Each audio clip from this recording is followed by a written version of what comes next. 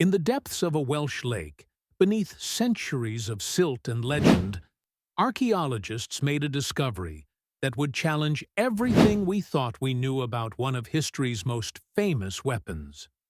The sword they pulled from those dark waters wasn't just another medieval artifact.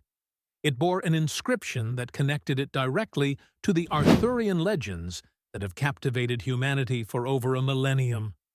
For nearly 1,500 years, the story of Excalibur has woven itself through the fabric of Western civilization. From Geoffrey of Monmouth's 12th century chronicles to modern blockbuster films, this legendary blade has represented the ultimate symbol of righteous power and divine kingship. But what if Excalibur wasn't merely a product of medieval imagination? What if there was a real sword, wielded by a real warrior, that inspired the countless retellings we know today?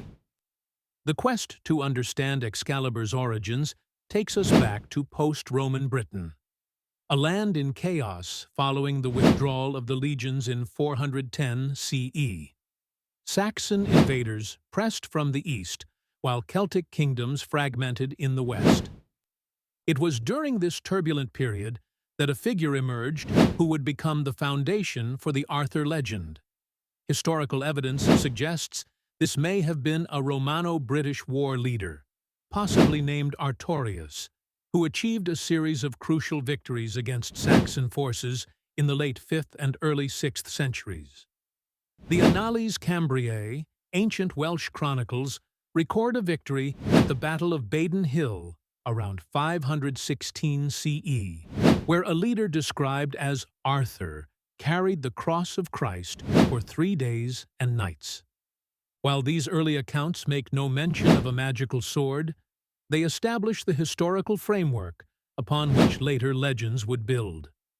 Archaeological evidence from this period reveals a sophisticated metalworking culture capable of producing weapons of exceptional quality, swords that would have seemed almost supernatural to those who witnessed their effectiveness in battle. The transformation of a historical war leader into the stuff of legend accelerated through the work of medieval chroniclers. Geoffrey of Monmouth's History of the Kings of Britain, completed around 1136, first introduced the sword drawn from stone, though he called it Caliburn rather than Excalibur.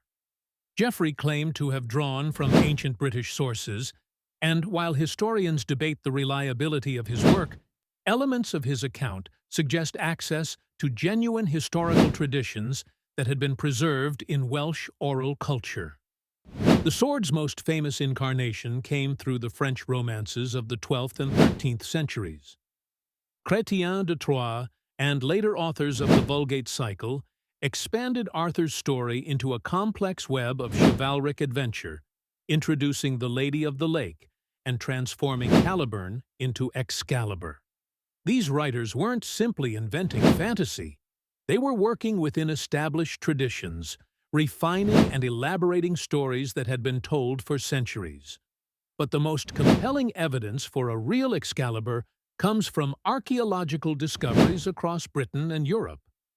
Medieval swords bearing Latin inscriptions invoking divine protection have been found in rivers, lakes, and burial sites throughout the former Roman territories. The practice of depositing valuable weapons in bodies of water has ancient roots in Celtic culture, where such offerings were believed to honor gods and ensure the weapon's power in the afterlife. One particular discovery stands out among these finds.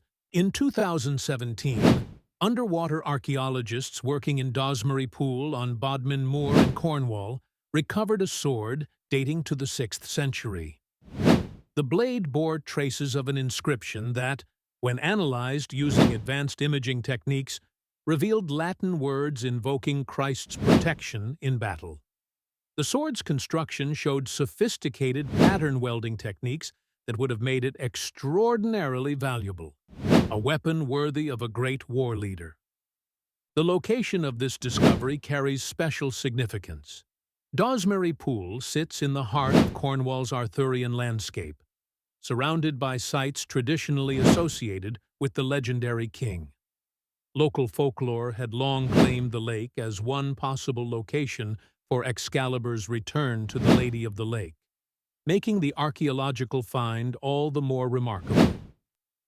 Scientific analysis of the sword revealed details that align perfectly with what we know about 6th century weapon making. The steel showed signs of being folded repeatedly during forging, creating the distinctive patterns that made such blades both beautiful and deadly. Trace elements in the metal suggested origins in continental Europe, indicating the kind of extensive trade networks that would have supplied weapons to wealthy British war leaders. The inscription itself provides perhaps the most intriguing connection to the Arthurian legends. While partially corroded, enough remains to identify phrases commonly used on early Christian ceremonial weapons. This fusion of martial prowess with religious symbolism perfectly matches the later literary descriptions of Excalibur as a divinely blessed weapon. The real Excalibur may not have possessed supernatural powers, but in the context of 6th century Britain, such a weapon would have seemed almost magical. Its superior craftsmanship would have given its wielder decisive advantages in battle, while its Christian symbolism would have marked him as divinely chosen. From these practical realities, legend and literature created something eternal, a symbol that continues to inspire us today, reminding us that behind every great myth lies a kernel of historical truth.